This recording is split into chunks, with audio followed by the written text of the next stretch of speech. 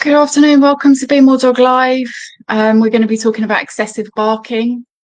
If one of you lovely viewers could please just type in the comments box and let me know that you can hear me okay, that would be great. Thank you very much. Let me know where you are in the world, what dog you've got, and feel free to type any questions you've got about your dogs and any excessive barking behaviour, and I will do my very best to help you. Hi, Mandy. Just let me know you can hear me okay, please, if that's all right, Mandy. Thank you very much. Got quite a lot to talk about tonight, actually, with the excessive barking. It's quite a big subject, and there's a lot of reasons that would. Perfect, thanks, Anne. There's a lot of reasons why dogs might bark. So I think it's always good to understand why a dog would be barking excessively, because it really helps to know how to deal with the problem. And I think we're really quick to just sort of label it as a problem, and label it as a bad behavior, and just sort of, be angry and upset with the dog, and, just see it as the dog's being bad. But actually, I'll explain it as I go along. It's a very natural behavior. For some dogs, it's actually really part of their survival instinct, and we're kind of asking them to stop doing what comes naturally to them. So I just decided to make myself a little list of the things, of reasons why dogs might bark. Why is a dog barking? There can be so many different reasons for this. I mean, just have a look. That was like, about a minute or 2 minutes of me thinking about the reasons why dogs might bark, right? So I'm just going to pick out a few of these things, and jump in on the chat and let me know what dogs you've got and what sort of barking they're doing. So look, I suppose the main thing with dogs barking is communication, right? I think that's kind of sits above everything. For the most part, they're communicating. They're trying to say something, whatever that is. It might be because there's a threat or a danger, and they're trying to notify us, or people, or whoever else is in the group, that there's a problem. And it's easy to forget that dogs sense things that we don't sense. So sometimes you might think the dog's barking at nothing. They're probably most of the time not. Sometimes it does happen. You can get that kind of neurotic barking, which is on my list. But a lot of the time they sense things that we can't sense, and they hear things, they definitely smell things that we can't smell.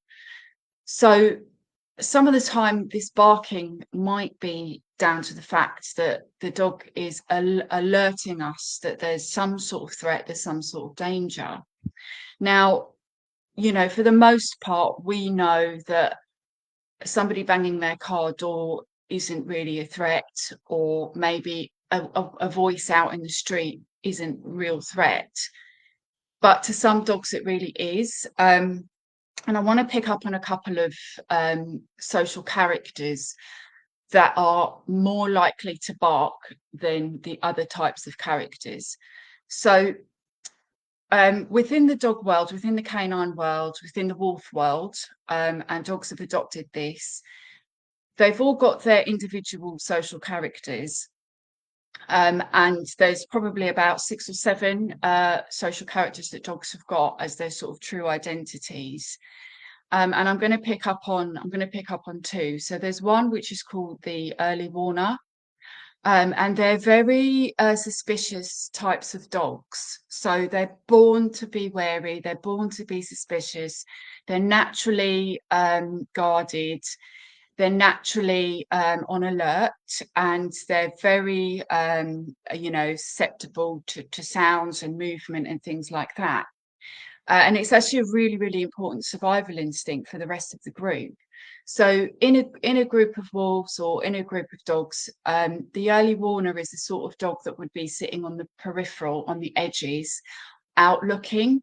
So their job is to alert and to tell the rest of the group that they've heard something, they've sensed something, they've smelt something. And it's a very, very, it's a really, really important function of the group. And while the others might be sort of sleeping or playing or resting or what eating or whatever it is, the early warner will be the one that's on the lookout and keeping watch, if you like. And without that type of character in the group, the rest of the group probably die, because they are the alarm system to alert the rest of the group that there's a potential danger. So they will vocalize. And then the rest of the group would immediately rally up and get ready and, sort of be prepared to deal with whatever's coming. So without that really essential suspicious character in the group, it really puts at risk the survival of the rest of the group, right? And it's really important. Now, there will be lots of you that have got early warner type of dogs, and you probably don't know this. You might not know very much about it. Maybe you don't, but I'm sure that there will be some of you, because I do certainly work with quite a lot of this type of dog, where they are very, very alert. They're the sort of dog that will spend a lot of time looking out of the window. They're the sort of dog that will, get startled quite easily, if there's a noise. They tend to be just a little bit suspicious of visitors coming into the house. They tend to take time to get to know people. They're up in a flash if there's a noise, if they're fast asleep. I haven't sort of come across this in my teachings, but it's my opinion that it's a trait that I see a lot in the terrier breeds, where they've just got that sort of suspicious, feisty vocal edge about them. And it's a really important trait. So I think it's really important to try and remember this, that some of the barking that dogs are doing, for a large part of it, it's actually functional, and it's not a waste of time, and it's not unnecessary, and for them it isn't anyway. We know that it might be a little bit over the top, but for the dog, it's actually doing its job properly. And it's very difficult for an early warner type of dog to not do its job, right? It's very difficult for them to hear something, smell something, sense something, have an awareness of something that is potentially a danger, and they are quite they've got quite low tolerance of what a danger might be. It's very difficult for them to experience that and go, oh, it'll be all right. It just doesn't come in, it just doesn't sit in their makeup. So they're just not very trusting of things. And like I say, it's a survival instinct. And it keeps them alive. It keeps the rest of the group alive. So one of my dogs, I believe, is an early warner, and she can be very, very vocal. And she does like to spend quite a lot of time looking out of the window, and small noises will sort of trigger her. Now, that said, I do believe it's possible to work with a dog like this and find a happy medium. And by the way, as I'm talking, if any of you've got any questions or want to jump in on the chat on what I'm talking about, please do, because I think it's quite an interesting subject. So I think it's possible to work with a dog like this, and to coach them and guide them, of being slightly less reactive to things, and to sort of continue to do their job, because I think it's really important. If a dog feels like it's got a job to do, I think it's really important that they can express their natural character. I think it's quite unfair and quite stressful to expect a dog that's got this natural trait within it to not be that. You'd have to really, really shut the dog down, and put it into a state of depression. So I think it's about working with the individual character of the dog. So I'll give you an example. Let's say my little dog is up at the window. I might try and discourage her from spending too much time up at the window, because I don't want her to be worrying about what's going on out there. It's partly hunting for her as well, being a terrier, but there is part of this that she's kind of on lookout, and it's not necessary. I don't want her to do it. So that's one thing that I can do, is I can just discourage, shut the blinds, whatever, ask her to move down so she's not spending too much time up there barking. But then if she does bark, how we respond to this is really important. And I think a lot of the time, with our frustration, it's really easy to get angry at the dog and sort of shout, shut up, and things like that. And, there's no one there or whatever, and just get quite, quite loud and animated ourselves. And all that's going to do is to trigger the dog and push the dog forward even more. Because if we respond in a way that, oh yeah, there could be danger there, by moving about really fast and having a higher, a louder tone, a louder volume to our voice, and just looking a bit angry and everything like that, it's going to feel like there's something wrong. It's going to feel like the dog has actually, yeah, you know what, there is something to worry about. And then you just get a barking frenzy, right? So we shout at the dog continues barking. We're like, shut up, shut up, shut up. Dog continues barking. Just everyone's just barking together. It doesn't help the situation, and it just adds volume and it adds energy into the situation. And it doesn't work, right? It doesn't stop the dog from barking. So for this particular type of character, I've got two methods that I would use. One would be to calmly walk over there and investigate the situation. And I say calmly because I think it's really important to not be rushing, not running, rushing, because what would a dog do if there was danger? They would be running, What would a dog do if there was nothing to worry about? They would be like, sauntering, right? So I think it's quite important to move fairly slowly, and then to just go and have a look at what's going on out there, and then to just almost sort of reassure your dog by saying it's okay, but without adding in too much reward, and without adding in too much sort of energy into the situation. So not saying it's all right, calm down, it's okay, because it's that classic thing where if I want to show my dog everything's okay, I don't really want to be raising my eyebrows up, and I don't really want to be getting furrows in my brow, and I don't want to be lifting my shoulders up, and I don't want my voice to go up an octave, right? So if I kind of go from this to it's all right, it's okay, it doesn't feel like it's okay. It looks like there's something to worry about. So the reassurance part of it would be to just have a look, check out the noise, and then to just calmly say, okay, and then move away. And if you've got a decent enough relationship with your dog, where your dog, it defers to you, and where your dog will take guidance from you, that should be enough. If that area needs work, your dog might not give up on the problem and might continue barking, because if it doesn't have that relationship where it trusts your judgment, it might still feel the need to keep on barking. And that would be something to work on in your relationship.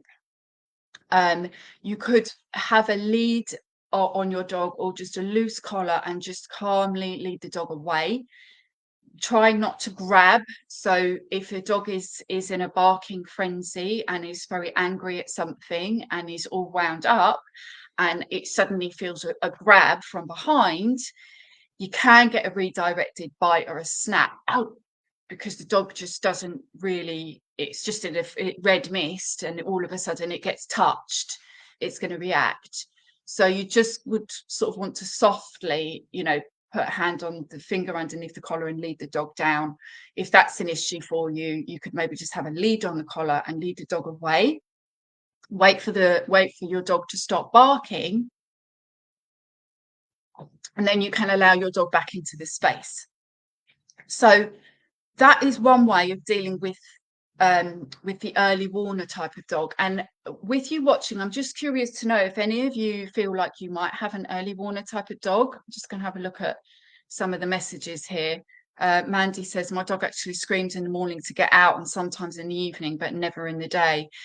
So Mandy, I wouldn't let her out while she's in that mind, for whatever reason, whether she's going fox hunting or you know, just frantic to go out and do a territory patrol, I wouldn't let her out. I would move her away from the door, whether you need to use a lead or whether you need to just use the collar, and then wait for her to settle, and then go out with her. So you'll support her, you accompany her outside when she's in a calmer state of mind. Anne Cleary, hi Anne, says my whippet never barks. On the rare occasion that's it, she does, it's an event. That's interesting. I'm not that familiar with the breed. I know the Basenji is a sort of silent bark. Another thing to think about with that, Anne, is like the bark is a sort of, it tells the world that the dog is there. So, you know, maybe your dog just doesn't want to, maybe your dog is just like a quiet, sort of shy person where it doesn't want to let everyone know that it's there. Martina says, my Dachshund nearly needs to early warn us about everything. Leaves from a falling tree are her speciality. Yeah, so that particular breed, Martina, I think it's quite common. I feel like they've got that terrier trait in them. And they can be, you know, they're kind of quite low tolerance to sort of noises and sounds and things like that. And it can sort of become a little bit of a sort of lifestyle for the dog, where it just gets built into their system. You know, they're just sort of on alert all of the time. So what you could do is kind of work on it as an exercise, you know, with barking in the house, barking in the garden, that sort of thing, and try and coach your dog, and just be really, really calm. Because if we want to bring down the energy of our dogs, we've got to lead by example. So if I'm getting frustrated, if my dog is barking and I'm getting frustrated and I'm going, all right, enough, shut up, I'm not very calm. And my dog will think that there's something wrong because I'm getting upset. And so my dog will back me up and continue barking to make the thing go away. So your energy needs to be really calm. You could also maybe set up a little bit of a training exercise with your dog where you do some, you'd need someone to help you with this, where you have someone maybe flapping a leaf or something. And if your dog does bark excessively, you just move it away, wait for it to calm, and then bring it back, and just make sure you're only rewarding it for showing calmness. Hi, oh my goodness, my mind's gone blank. West Country Doberman Rescue, Samantha for Rolo and Roxy, the little barking buggers. Yeah, so we've spoken a little bit. They're guarding breeds, so that is something that's on my list, Natalie. The guarding breeds, right? Again, bred to defend, bred to protect. So it is totally in the nature of that dog to bark and to defend the territory, or the family, the group, from, you know, perceived threats. So you know, it's kind of hardwired into them. But I think the same sort of things apply, whatever the dog, whatever the breed. Not leaving the dog outside for so long that they feel like they need to defend. They feel like they're out in the garden on their own. And I know at the moment with the hot weather, or with the warmer weather, it's easy to just have the doors open and the dog be sitting outside and us inside, and the dog's out there for so long that it's going to feel that it is the one that is doing the defending, right? So if a car pulls up or somebody walks past with another dog, it's really only natural that that dog would bark. Really, if it's out there on its own, it's got no one else to support it, something's happening, well, I think of course it's going to bark, especially if it's guardian breed, right? So I think there would need to be consistent messages for the dogs to say, look, I'm out here when I'm with you. When you're out in the garden, I'm with you. I support you. Any excessive barking, I'm just going to bring you inside. When you quieten down, when you calm down, we can come out again. And I will deal with any threats. And I think you know, the sort of basis of this is having that really good relationship where the dog is happy to defer to you for that. So as an example, with my Doberman Buddy, we have that relationship where he will receive, concede, if that's the word, if he barks at something, which is, he's not a very big barker, but if he does bark at something, I will calmly walk over there and I will say to him, okay, and he will just go, all right, no worries, like, you, thanks, you've sorted it, because we've got that sort of relationship. So I think that's really, really important. Viv Southgate says our dog reacts to the same noise over and over again, normally noisy children in the field behind us, or even when we sneeze. How do we stop this?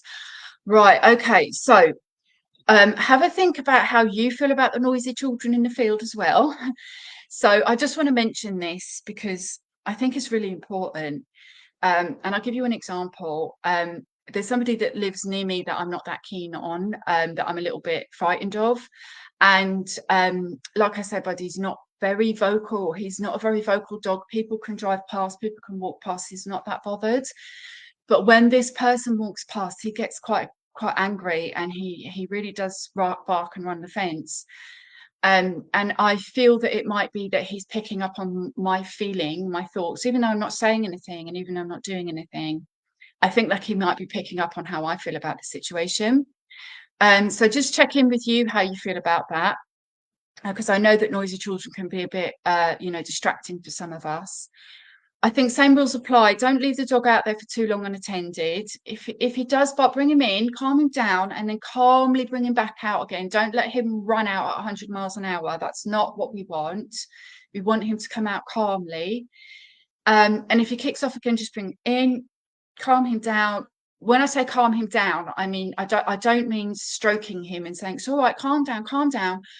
I mean, just sort of be there and just be present with him, and be quiet and breathe, and hopefully he'll stop barking, and then you can attempt to bring him out again. Even when you sneeze, so maybe your dog's got just a bit of a hypersensitivity to sounds and things like that. I would want to know how you react to this when he barks when you sneeze. Like, does anyone in the house go, "Oh, stop it! Don't be silly. I'm only sneezing," or anything like that? Because I think that barking to get a reaction is another reason, right? So my long list of things, barking for attention, that's another reason why dogs can bark. So they can very quickly learn that if I bark, or I barked at something once and I got some attention, so okay, I'll try that again. And then that's when you can have these sorts of dogs that are very vocal, just really sort of non-stop barking at nothing, just barking in your face, barking for attention. So just make sure that you're not reacting when he sneezes. If you've got no reaction whatsoever, sorry, when you sneeze, if you give no reaction whatsoever and your dog still barks, I'd maybe just calmly walk out of the room. Don't say anything. When he stops barking, come back in. Don't look at your dog. Just sit down, completely act normal. Just completely ignore your dog. And hopefully that might help. He sounds like he might be a little bit sensitive anyway, and he might be a little bit, his whole system might be a little bit aroused anyway. So it might need some work in general. I just want to go back to my list of things. So I talked briefly about the guarding breeds. So there's another type of social character, which is called the protector or the defender. And that's something that you would see a lot of in the guarding breeds, but you can get it in all breeds as well. And this is the biggest of the litter. This is the strongest of the litter, and it's their job to do the defending of the rest of the group. Now, they can be quite barky because they will use their voice to try and sort of get things away, like the guardian breeds as well. So I'm just trying to help people have a little bit of an understanding as to why dogs are barking, because it's easy to just think, oh, bloody dog, shut up. But a lot of the time that's not what it is, right? A lot of the time there's a reason why the dog is barking, and we need to sort of support them with it, and let them know that we appreciate what they're doing, but then we will take over, so it doesn't become neurotic and it doesn't become too excessive, and that we can sort of reduce the intensity of it a little bit. And it's really interesting actually, because if I spend time with friends and family dogs, I will get a different reaction out of some dogs with just me in the room and there's a noise, compared to when the owner is in the room and there's a noise. And it is because how the individual person deals with that noise and their automatic response to that noise. So I'll give you another example. There is a dog that I know of that has a bit of a thing about foxes. And one evening I was looking after this dog, and I could hear the foxes starting in the distance. And I could see that she was beginning to get irritated and beginning to get wound up. And she looked at me for information as to what was happening. And I just gave the softest, non-reactive response that I could give, which was just to sort of be all slouchy and tired and just, barely even like acknowledging it, so all my body language is saying there's nothing going on here. There's no need for you to react to this. And dramatically, I was able to have her in the room with the foxes walking past you, that sort of screechy noise that they do, actually going past the house, screeching. And she was awake and she was like listening, but she wasn't going mental inside the house. And it was because of that moment when she said, "What's happening here?" And my response was, "There's nothing happening because there's nothing going on." So it didn't tip over into an issue. So that's another thing that can help a dog, to sort of, when they're on that slope of starting to get too aroused, and you could just roller coaster them down again and keep them into a calmer state of mind. So I hope that sort of is useful for some of you. Donna, hi Donna. Maya is half Lhasa Apso, so barks a lot to warn us. Yeah, and I don't see that as being naughty. It's not naughty. She's vocalizing to let you know she's heard something, and it would be really mean to sort of expect to mute her. And actually, I did hear, was told once of somebody's dog who used to bark quite a bit, and it could be that that was part of this dog's character trait, was a natural warning type of dog, and went to daycare, and because it was barking, they put a bark collar on it, and it went off, and then but the dog barked, but it just triggered all the other dogs to bark as well. And they all had bark collars on. And so they're all barking with his bark collars going on. It was just awful. And it's like, we kind of have to be a little bit sympathetic to what's going on, right? And just not expect dogs to be completely mute in situations.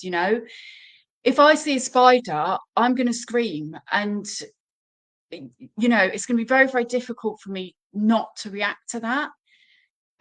You'd have to really come at me with something like a gun or something for me to not react to the spider and just be still. So I think it's a bit mean to expect our dogs to just be like these mute things all the time, when actually they're notifying us, and they sense things that we don't sense. They live their lives with this extra sense that we have lost touch with, that is part of their survival instinct. So we should support them if they do hear something, but then we need to take over, and that's when hopefully it doesn't become neurotic and OTT. Anne says whippets are not good guard dogs, but very nosy. They like to look out at passers-by. Not good guard dogs. Okay, that's all right. Martina says a big issue for me is reactive noises in the garden, and as a lockdown puppy, visitors. Yeah, and that's a really common problem. And another thing that will add to that, Martina, is the time of year that the puppy is born. So if you have an early warner character that was born in the winter, that is going to be really hard, because puppies that are born in the winter are we just don't have the amount of time in the day. We don't have the daylight. Everyone's locked in. We don't have people making all the noises, the barbecue noises, mowing the grass, all that sort of stuff, people out on their bikes and whatnot. And we're just not doing as much in the winter. So if a puppy is born in the winter, it kind of grows up, with limited exposure to natural sounds that happen in our environment. So when it comes around to the summertime, and it's like 6 months old, and all of a sudden starts hearing these weird noises, it can be really like triggering for them, because they didn't get that gentle exposure to it when they were younger. So combination of the two can be difficult. So it's always better to get puppies in the summertime, because you've got more opportunity to do some careful exposure to things in those summer months. Tracy Hill says, my dog is fairly vocal during the day, but at night silent. Okay, even with loud noises. A few cars were damaged last week and windows were smashed, but he didn't murmur. Okay, that's interesting. So it could be maybe because I don't know if you've got your windows a bit more open in the daytime, doors are open a bit more in the daytime. In a way, I'm glad he sleeps through without getting woken up. Maybe there's some of your movements and stuff that are triggering him to be a little bit more reactive during the day, Tracy. And maybe when you're sleeping, he's also, he knows you're asleep, right? They can sense us. So when you're fast asleep, the messages you're giving off are, look, we're in the land of nod, there's nothing to worry about. So maybe there's an element of this that he's picking up on your movements and your sort of responses to things, maybe without you even realizing it, and that's maybe making him slightly more vocal. Another reason dogs can bark excessively is attention seeking. So it's quite an easy thing for a dog to be taught, to sort of be trained by accident, is attention seeking behavior. So for example, the dog is outside and the door is shut, and it barks because it wants to come in, and we open the door, obviously, and we let the dog in. It does that a couple of times, and it realizes, oh, okay, that barking worked, so I'll do it in other situations. Or the dog might bark because we are playing, we stop playing, and then the dog barks because it wants us to carry on, and we carry on. And then the dog learns, well, yes, that vocalizing generally tends to get the attention. So that's just a couple of examples. You can have like so many examples of that. But that's another thing that could potentially create a habit in a dog, a learned behavior where a dog learns just barking for attention. Okay, and I see quite a lot of this when I go to do my consultations. My default normally is that I just don't engage with the dog when I get there. I just ignore the dog. And for some dogs, this is a real challenge for them. They've never had this before. They normally get attention as soon as someone walks in. So what will happen is that quite often I'll get dogs barking at me because they want, they're like, well, come on, why aren't you giving me attention? And that's another sort of example of learned behavior. So how would you deal with that? Well, it would be about not giving the dog the attention, not giving the dog whatever it wants. So whether it wants its box of toys or its dinner, or to get up on the sofa, or to play, or attention, anything like that, to not give it while the dog is barking, and to either send the dog away or walk away, and then wait for a little bit of space in between. When the dog is calmer and a bit more mannerly, then do the thing that was wanted in the first place, if that's what you want to do.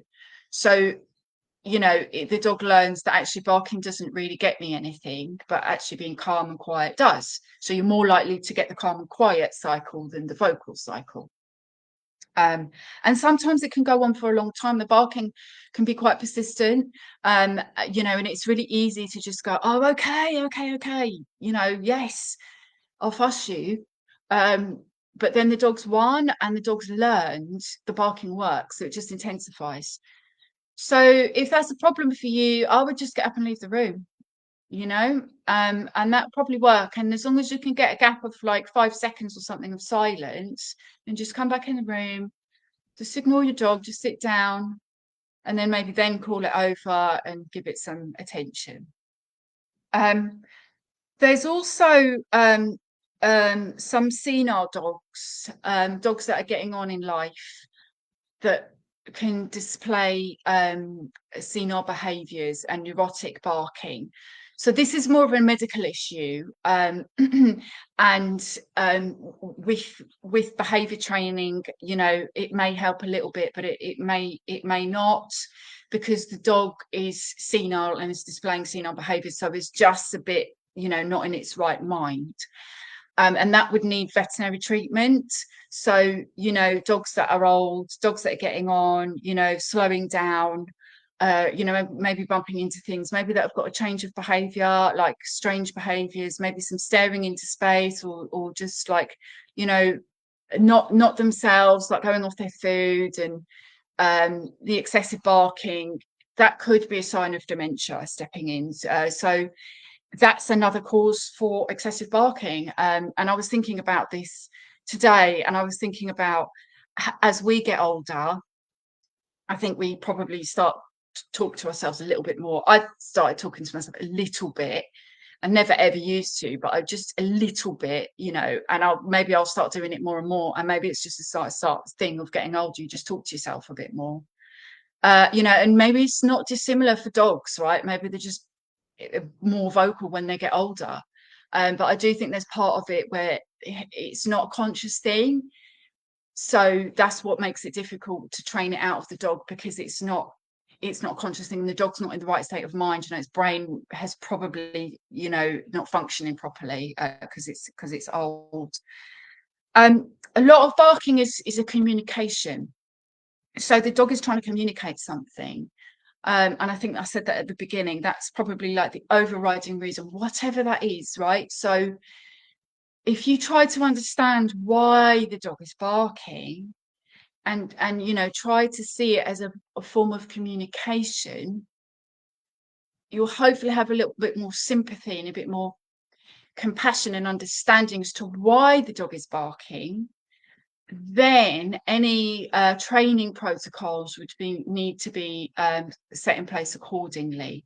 So reasons dogs might bark: it might be excited, they might be highly aroused, they could be fearful, they could be very frightened, they could be bored, it could be before going on a walk or a hunt, right? So if you think about pack of wolves or hounds before they go hunting, it's very, very, very, very vocal, because they're getting the pack ready. You know, they need the energy because it's time, we're going, you know, it's like geeing up. You need to get everything hyped up, psyched up.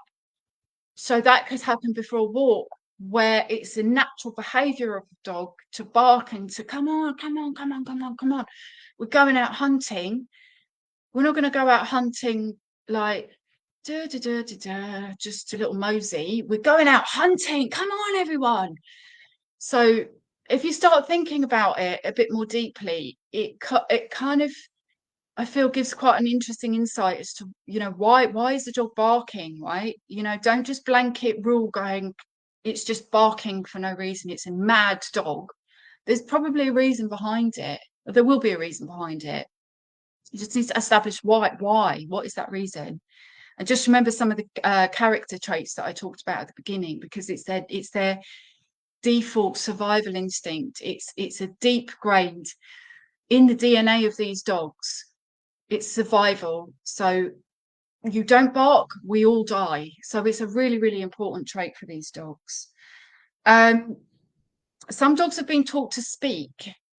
So that's quite a cool trick that some people like to teach their dogs to do.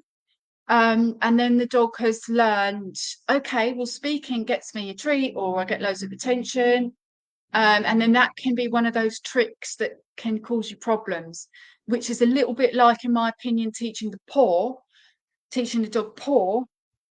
It can lead to a dog that just is constantly like batting you, bashing you. So teaching the speak command can be one of those ones that can cause dogs to be a bit over the top in their barking, because they've been taught to do it, right? So I guess you just have to stop doing the speak command if that was the case. You've also got the let me in bark, but that's a different type of bark, right? It's a very different type of bark. the let me out, I need a wee bark, let me in, I'm cold bark, let me in, I'm really lonely out here. That's a different type of bark to the sort of excessive patrolly sort of barking. But again, it's communication. It's the dog saying, look, I want to come in. So there's such an array, there's such a like broad reason why dogs should be barking, we think excessively. But once you drill down into it, there's reason behind a lot of this. And a lot of these terrier types, what could potentially be like the lookout type of dogs, it's absolutely within their DNA to alert, but how you respond to that is really, really critical.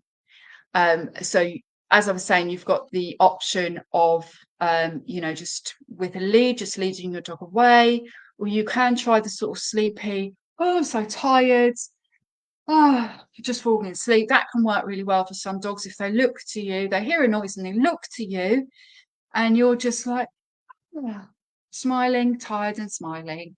You're just saying to your dog, I'm not getting up, I'm not moving. I have been with somebody who is sort of obsessed with looking at vehicles that go past the window. So like engines, like motorbikes and things, like any time anything loud goes past, just out of curiosity, this person will get up and, want to have a look because they like vehicles, they like cars and stuff. And it's made their dog a bit neurotic. Anytime there's a loud vehicle go past, dog's like, what is it? Because every time a vehicle goes past, the owner is jumping up and looking out the window. The dog is copying that behavior and very diligently and faithfully copying that behavior because they look to us for guidance. This is quite interesting. Tracy Hill says, my dog is let me show this, oh yeah, we talked about that one already. Oh yeah, and that reminds me, I know somebody who's got a terrier, early Warner type of dog, who's very, very vocal, and I don't believe it's right to scold this dog or shut up and stop it, all of that. I don't feel that it's right. I feel like it's the wrong approach. I feel like it's stressful for the dog. But very interestingly, one night this dog was barking late at night, and the owner just ignored it, or probably was like, oh, shut up, whatever, just didn't do anything. What was happening is the person was being burgled, and something was being stolen downstairs. So the dog was right.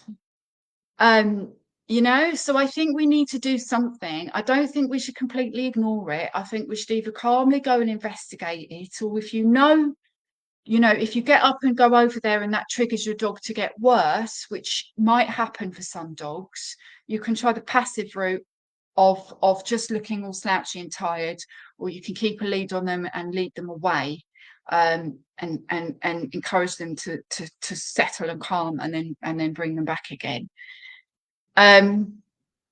Donna Bray says yes, yeah, definitely, yeah. And as well, Donna, another trait of this character is to be a little bit aloof, and might come across as being a little bit snobby.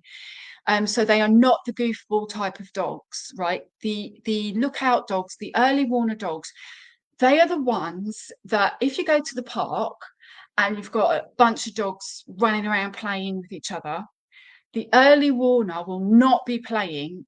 It will be in the peripheral, observing, keeping well back, because it's self-preserving and it doesn't like to get involved in stuff like that, because that's not paying attention to the environment. So if you think back to the pack of wolves, the pups, the young ones, will be doing all of that play. But even at a very, very young age, that early Warner type, that alert type dog is going to be hanging back. It's a the life of the dog. It's just its whole character. That's how it functions. So it wouldn't spend a lot of time goofing around, because you know what, when you goof around, there's a tiger coming, or there's another pack coming into our territory, and you've missed it because you've been goofing around.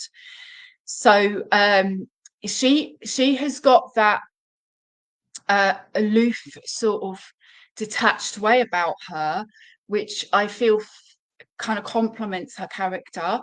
And it's too stressful for her to be in situations where she can't, there's too much going on, or she doesn't really want to be playing with a whole bunch of dogs because she needs to sort of concentrate on what's going on around her.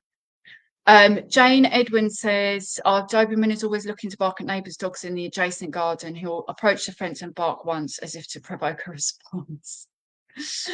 Okay, so I wonder how you deal with that. I would calmly discourage that. So if you feel like he's trotting over there because he's just trying to get a reaction, you could maybe just, calmly call him to you before he gets over there.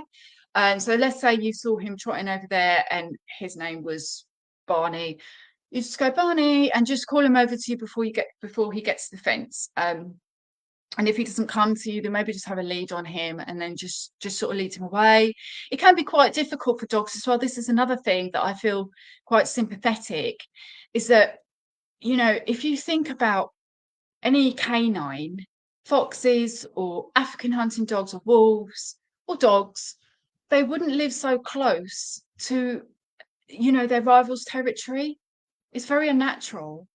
So, they would have their territory, they would have their area that they roam and defend and hunt in, and they would maintain that. And it would be a real problem if another canine was coming into that territory. This is challenging, this is threatening, to the survival of the group. So it's kind of very, very unnatural for dogs. We put them in these situations where we go, right, you're going to live next door to another guarding breed dog that's got its genitals, and you two are going to really, really clash, and I'm going to make you can smell each other every day, and you can sense each other every day, and he's really close to you, and you're going to have to deal with that day in, day out. It can be very stressful, and it's very unnatural, right? So at the same time, I just feel like we need to give dogs a little bit of a break for some of these things, because your Doberman is a guarding breed. He knows those dogs are there, so it's only natural that he's going to bark at. That's what he was bred for, right? But I think with gentle guidance and gentle coaching, you can just tone it down. You can just lead him away from there, praise him for ignoring it. If he does go over the top, just bring him in. So everything you're doing is going, look, we don't want any trouble. I don't need you to do that. I'm not asking you to do that. Please forget about that. And that's going to help. I'm sure that will help. Rex Rob, hi Rex. Rex says, sometimes Ernie is barking at the back of the garden, and he knows we go inside of his barking. So soon as he hears me coming, he stops barking and lays down and grabs a chew. Do we take him back inside for barking in the first place, or do we praise him for stopping by himself? So, maybe he's heard you coming, and maybe he feels like, could be a couple of things going on here. It could be he feels like, oh, it's okay, mum's coming, I can just relax now. So I think your response would be to whatever he's doing when you see him. So if he was barking his head off for 10 minutes, going crazy, and then at the second you walked out into the garden, he was just chewing his chew, I'd probably, just say good boy. Because that's what he was doing at the moment that you joined him.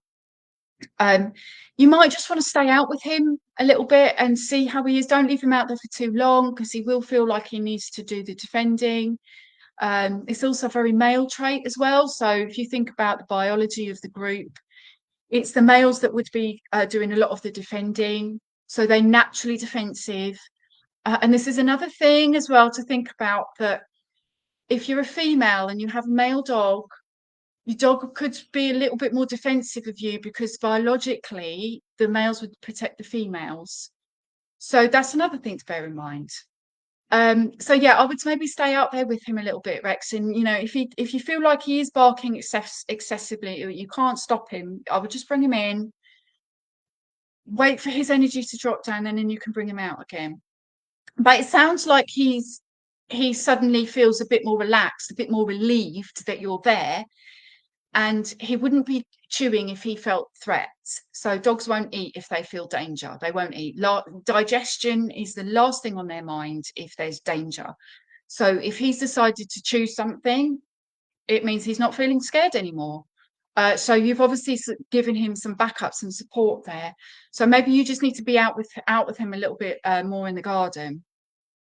Martina says, thankfully with summer born. Okay, that's good. That really, really does help. It really does help. A lot of dogs can be, it's just a sort of side thing, but they can be quite scared of the dark. You know, so if you're born in the if your dog's born in the summertime, you can spend time out in the garden, slowly getting dark. You know, when it's winter, we're just sort of huddled inside. We don't want to go out. We've got to wait until like, you know, 10 o'clock and then at 9 o'clock, and then it's like dark at 3 o'clock. But in the summer, we sit out in the garden. We have these long summer evenings like today. It slowly, gradually gets dark. It's really peaceful and lovely. And that can help with the dark issue. Rex, yeah, thanks. He's quite protective of us. Yeah, it can be. It can be. You know, I think working on the relationship really, really helps. So I find this a little bit annoying, right? It's just I can't change my biology. I can't change my hormones. I can't change the way that I smell. So I smell like a female. That's that, right? So there's always going to be that element where, and I see this quite a lot actually. If I go into a house and the resident dog feels a bit threatened because I'm a strange person coming in, quite often the dog will run to the male in the house because they're looking for that protection. Because biologically, the males are stronger, more defensive, more protective, more fearless, you know, bigger, all of that. So, you know what? There's trouble. I want to be with him because he's going to be the one to look out for me. If anything kicks off here, I want to be next to him. And as women, we can't change it. There's nothing we can do about that. We just have to accept it. Rex says he's definitely more relaxed when we are out there with him. Yeah, so I would make sure you don't leave him out there for too long unattended. I don't leave my dogs outside. I might pop in quickly to go to the toilet or something. I will just run inside and I need to grab a pen or whatever, but I'm back out there again. And if ever I hear any barking in the house, I will always come down. Well, if it's one woof and it stops, I might just leave it. But if I hear sustained barking, I would have to be, even if I'm in the bath, I'll get out, right? I would have to be like literally, I can't stop what I'm doing for me not to come, because I want my dogs to understand that come hell or high water, I'm there and I will always back up. So I don't ignore the barking. This is another thing I think is really easy to do. And what happens there is that the dog goes, well, I'm screaming my head off because I've seen something. No one's coming to help me. Oh my God, I'm just on my own here. And then that can promote this excessive barking because the dog knows it's not getting any support, and so it's all on its own, and it can be quite stressful. And I just want to say about the early warner type of dogs, that their job is to alert. They are not strong dogs. They are not fighting dogs.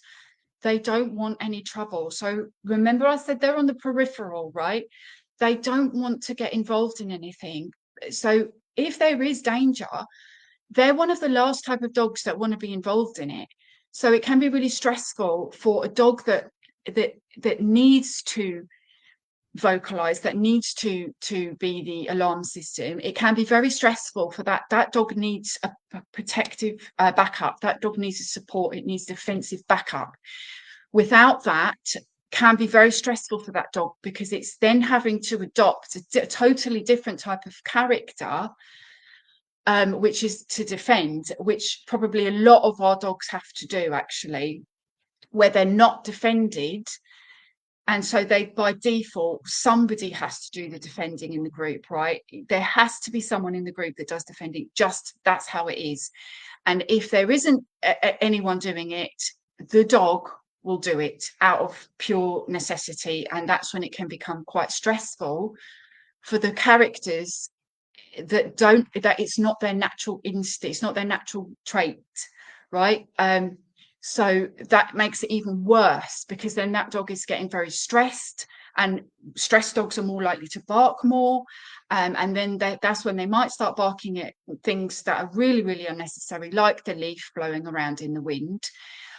Because everything is just, anything and everything is a problem now, and it just spills over. And then when it starts to get slightly neurotic, so it's really worth bearing in mind that those dogs need to have the support, and they need to be understood. They need to be understood for their characters. Now, not all dogs are this natural character, and sometimes dogs can adopt different traits that are not their true characters, their true identities, for all sorts of reasons. And so it can be easy to confuse. But I've given you some sort of indications, and it just, in my personal experience, my personal opinion, I feel like a lot of the terrier types can be like that, and some of the Dachshunds as well. Um, Tracy says, thank you, very interesting. I'll be contacting you about another session. Great. So look forward to that. And Rex says, since our session, we've got a lot better at calming him when he barks and get anxious. Yeah, and this is why I get a little bit upset with the whole bark collar but sort of approach, because like I'll talk about me and the spider thing again. So let's say somebody puts a tape over my mouth every time there's a spider in the room, I'm going to end up having a nervous breakdown if there's spiders around and I can't scream for help. So I feel like it's really, really cruel, actually, to the dog to just like shock it and put more fear into a situation, when actually all it's trying to do is say to you, there's a problem here, can you come and help me? So I'm hoping that some of you will start to think about this barking issue in a different light, and try to understand it, try to get behind the reasons for it.